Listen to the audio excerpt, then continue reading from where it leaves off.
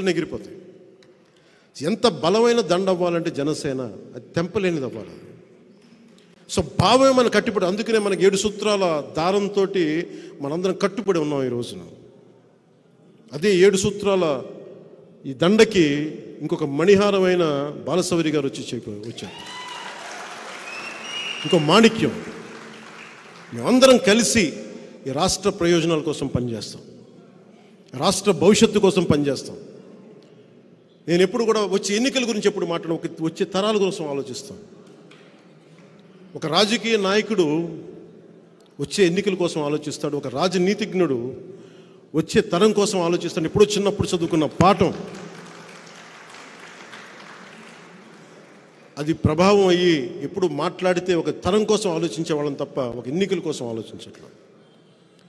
మొట్టమొదటిసారిగా 2014 నుంచి 2019 వరకు ఎప్పుడు కూడా నేను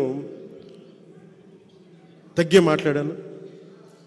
ఇప్పుడు కూడా మీకు నేను తెలియజేసుకుంటుంది కూడా 2024 ఎన్నికల్లో మనం జనసేన తెలుగుదేశం ప్రభుత్వాన్ని స్థాపిస్తున్నాం.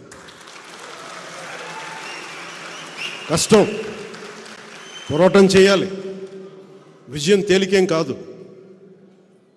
జగన్ ఎన్ని మోసాలు చేసినా, ఎన్ని మాయలు చేసినా వాటన్నిటిని అధిగమించి మనం ప్రభుత్వాన్ని స్థాపించాలి. ఈ అలయన్స్లో కొంచెం కష్టంగా ఉంటుంది. సిపిఐ